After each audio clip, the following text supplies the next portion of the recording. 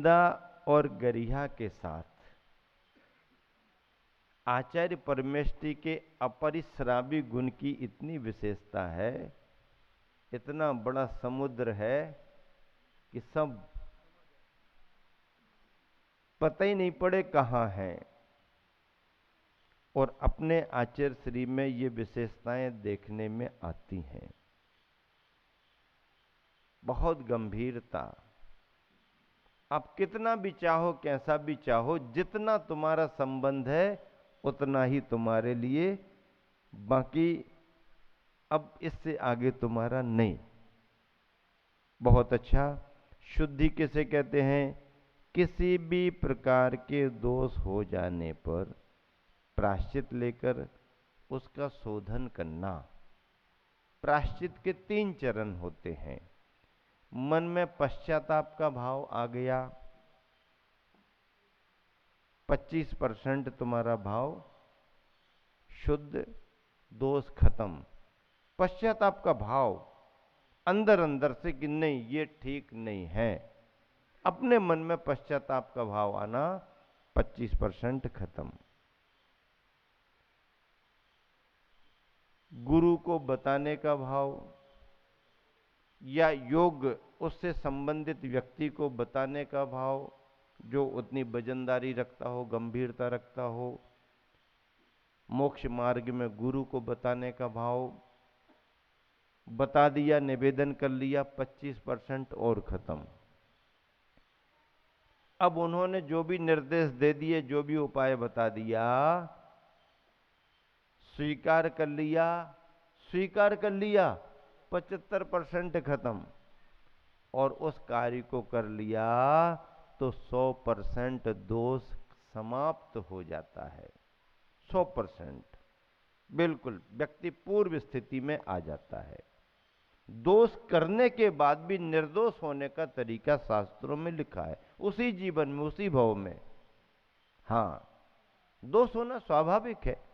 कसायों की तीव्रता में, भावों के अतिरेक में, विकल्पों में, विवादों में, किसी के निमित्त को पाकर के, कुछ अपने कर्म से प्रेरित होकर के, स्वाभाविक है, संसार है इसका नाम।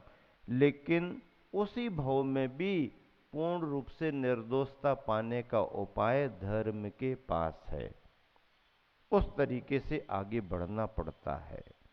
हाँ, ये सारे प्रायश्चित ग्रंथों में, भगवती आराधना आदि ग्रंथों में बहुत अच्छे तरीके से लिखा। बहुत बड़े बड़े ग्रंथ हैं। अभी तो आप सब इन्हीं में लगे हो। इतने बड़े बड़े ग्रंथ आज भी हैं कि पढ़ नहीं पा रहे उनको। पढ़ते हैं तो उतना विषय समझ में नहीं आता है। आचार्यों ने बड़ा उपकार किया, खूब लिखा है। चलो महाभारत पढ़ते हैं, समझ लीजिए आप।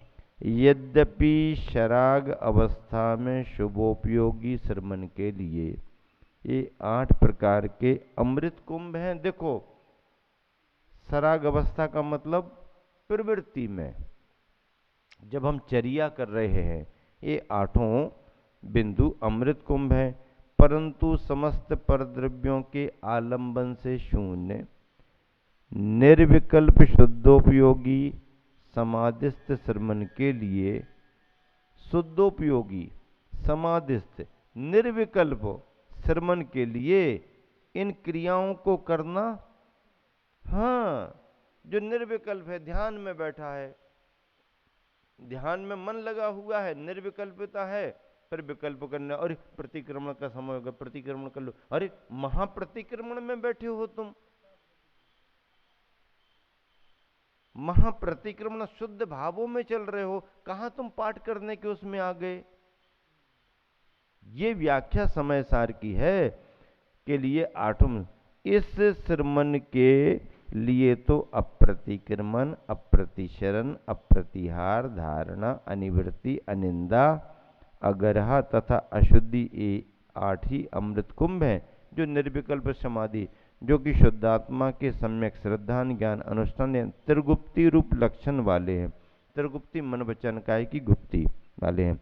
तात्पर्य यह हुआ कि अप्रतिक्रमण आदि 2 प्रकार के होते हैं। अब देखो, अप्रतिक्रमण आदि 2 प्रकार के। प्रथम अप्रतिक्रमण अशुभोपयोग के साथ विषय कषायादि में प्रवृत्ति करने रूप होता है। मतलब ये करता ही नहीं प्रतिक्रमण, अशुभोपयोग में लगा है, धर्म की क्रियाएं जानते ही नहीं, नियम संयम से कोई लेना देना नहीं। ऐसा अशुभोपयोगी जीव जो विषय कषायादि में प्रवृत्ति कर, उसको भी अप्रतिक्रमण की अवस्था कहते, क्योंकि प्रतिक्रमण नहीं कर रहा। तो दूसरा शुद्धोपयोग की दशा में त्रिगुप्ति से सहित संयत के आत्मा में स्थिर होने रूप होता है, जो यथार्थ में निश्चय नय से प्रतिक्रमण है। इनमें पहला अप्रतिक्रमण तो सर्वथा त्याज्य ही है, जबकि दूसरा अप्रतिक्रमण अमृत कुंभ रूप है। निर्विकल्प समाधि की अवस्था में होने वाले अप्रतिक्रमण की अपेक्षा अशुभोपयोग रूप सदाक चारित्र की अवस्था में होने वाला प्रतिक्रमण विषकुंभ रूप है। परंतु जब श्रमण अप्रतिक्रमण रूप समाधिस्थ दशा में स्थिर नहीं रह पाते, तब शुभोपयोग रूप अवस्था में आने पर यही प्रतिक्रमण उन्हें अमृत कुंभ रूप हो जाता है। यहाँ पर टीकाकार आचार्य जयसेन स्वामी ने धारणा के लिए आलंबन जिन प्रतिमा को भी कहा है। क्या कहा है? जिन प्रतिमा को आलंबन कहा, ध्यान धारणा के लिए। स्वाध्याय या शास्त्र के माध्यम से चित्त स्थिर नहीं हो पाता, क्योंकि विचार चलते रहते हैं, किंतु जिन प्रतिमा आदि के आलंबन लेने से विकल्पों में भटकने वाला चित्त स्थिर हो जाता है, जो कि निर्विकल्प समाधि के लिए कारण होता है। यह सार आप सबके सामने प्रकट किया गया। पद्यानुवाद दोनों पंक्तियों का पढ़ें। देखिए नीचे लिखा हुआ है, आप मिलान करें। निंदा निवृत्ति परिहार सुधारणाय, गर्हा प्रतिक्रमण शुद्धि प्रसारणाय, पीयूष कुंभ तभी मुनिमत होते, शुद्धोपयोग जब हो विष कुंभ होते। आठों अनिंदन अशुद्धि अधारणादि, पीयूष कुंभ जब साधु सधे समाधि। ऐसा सुजान समयोचित कार्य साधो, एकांतवाद तज दो आई आर्य साधो। पूरा का पूरा सार इसमें यहाँ पर गर्भित कर दिया गया। समय सार ग्रंथ का पद्यानुवाद आचार्य ने किया, अन्य ग्रंथों के भी पद्यानुवाद किए। सरल संक्षेपीकरण करते हुए सार गर्भित भाव आप सबके सामने रखा, और इन्हीं को माध्यम बना करके यहाँ पर कुंद कुंद का कुंदन नाम का जो ग्रंथ है, संकलित ग्रंथ है, संग्रहित ग्रंथ है, वह स्वाध्याय में रखा गया। आचार्य प्रवर कुंद कुंद स्वामी की देशना ग्रंथों से संग्रहित की गई है। अब आप सबको सार रूप में ये समझना है, ये मुनियों की बातें तो बहुत ऊंचे स्तर की हैं जो ग्रंथों में लिखी हैं, और स्वाध्याय में हम लोग पढ़ते हैं, समझते हैं। आप लोगों को भी प्रसंगानुसार समझाना पड़ता है, क्योंकि व्यक्ति पढ़ने की कोशिश तो करता है, लेकिन पूरी बात समझ नहीं पाता।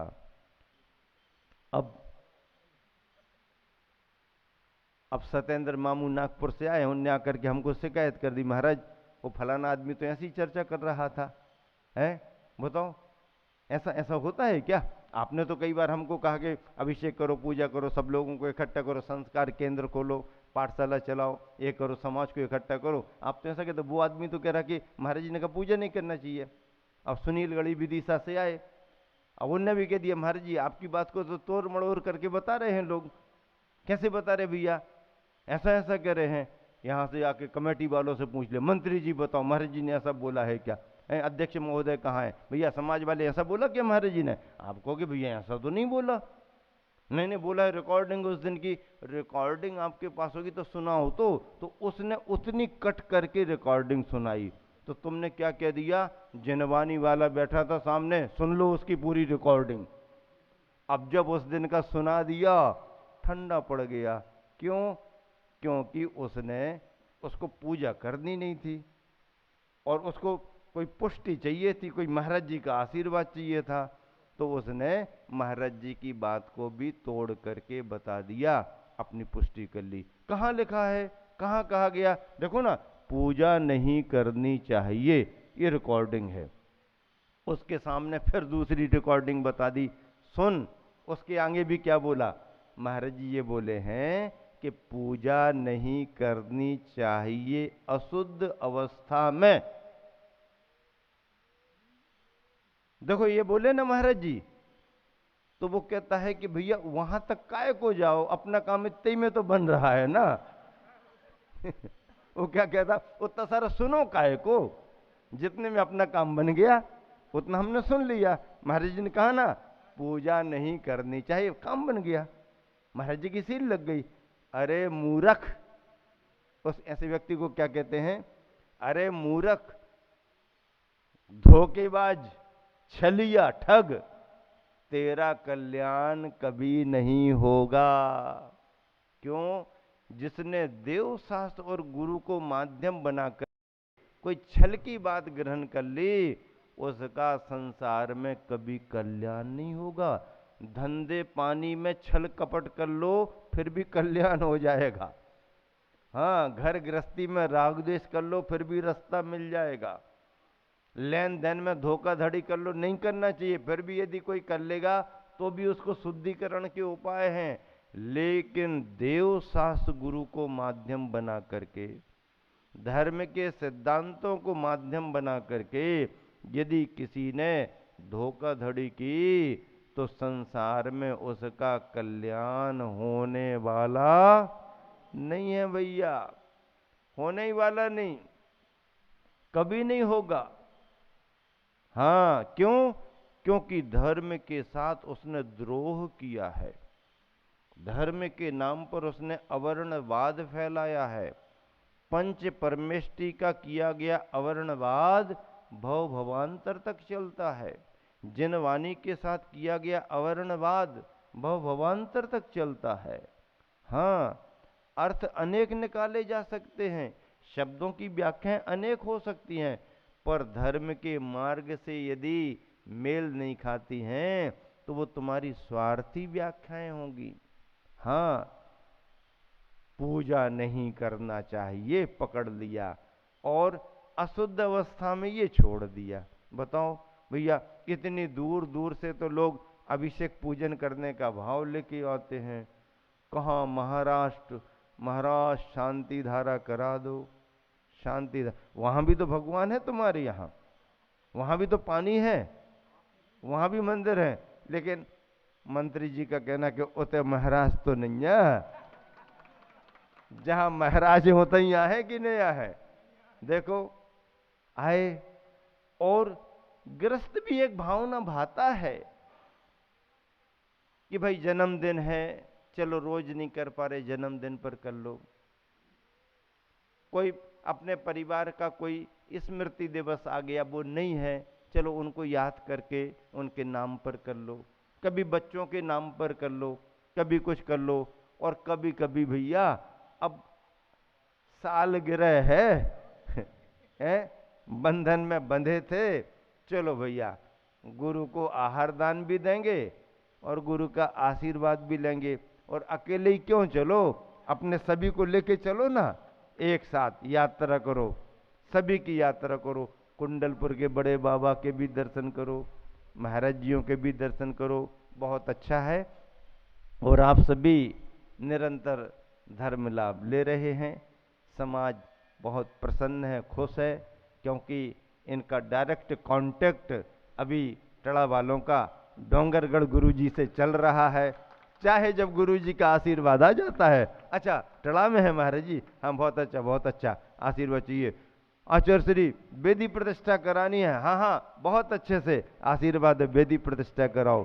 मतलब समाज सेवा करती है, संघ की वैयावृत्ति में लगती है, तो आशीर्वाद तो आता ही आता है बढ़ चढ़ करके।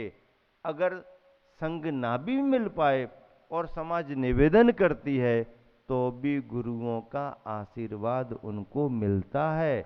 अभी गुरुवर ने सिरपुर चातुर्मास करके महाराष्ट्र में कितनी जगह विहार किया, और जहां जहां भी विहार किया आचार्य श्री की वंदना की, संघ की वंदना की, और ये संदर्भ जरूर सुनाए, आचार्य श्री महाराज जी यहाँ भी महाराज जी आए थे, आपने भेजा था ना। हाँ हाँ, तब आचार्य श्री को लगा कि मैंने कहाँ कहाँ संघ को भेजा, जहाँ जहाँ गए वही, यहाँ चौमासा हुआ, यहाँ गर्मी की, यहाँ ठंड की। तब आचार्य श्री को मालूम चला कि संघ जाते हैं तो समाज कितना लाभ लेती है, भरपूर लाभ लेती है। और भैया आप लोग तो भाग्यशाली हो, 4 बार, कितनी बार आचार्य श्री, कितनी बार, इतने बड़े मंदिर का भव्यतम गजरत पंचकल्याणक महोत्सव संपन्न कराया। पूर्वज इतने बड़े बड़े गगनचुंबी मंदिर तैयार करके गए। आज भी सैकड़ों बरस होने के बाद आज भी समाज पूजा पाठ में लगी है। समाज कल से निवेदन कर रही थी महाराज शांति धारा में, अब कितने बजे भैया, लेकिन आज सुयोग अच्छा बना, एकदम समय पर। सभी श्रावक बंधुओं की महाराष्ट्र से महाजन परिवार, बन्नौरे परिवार आया हुआ, उन सबके साथ में समाज बंधुओं ने भी शांति धारा का लाभ लिया। बहुत अच्छा, ऐसा ही धर्म लाभ आप सब लेते रहें, आगे भी आपको लाभ मिलेगा। और आज भावना देख करके हमने कह भी दिया कि शांति धारा करना है तो हम भी समय थोड़ा निकाल करके दे देंगे। चलो किसी निमित्त से ही सही, अब ठंडी भी थोड़ी कम हो गई, अब आप लोगों को नहीं कर पा रहे देखने के लिए आओ। महाराज जी मंत्र बोल रहे हैं, सुनो। मंत्रों को सुनना भी स्वाध्याय है, आंखों से देखना भी पूजा है। करने वाले कर रहे हैं और हम देख करके अनुमोदना कर रहे हैं, तो हम भी साथी से पुण्य का अर्जन कर रहे हैं। प्रमाद छोड़ो, प्रमादियों का कोई, वो तो पुण्य घटाने में लगे हैं। अरे प्रमाद को हटाओ, घर गृहस्थी के कामों को आगे पीछे करो, और देव शास्त्र गुरु के सानिध्य में अभिषेक पूजन का लाभ लो और स्वाध्याय का भी लाभ लो। इसी शुभ भावना से विराम देता हूँ। महावीर भगवान की जय।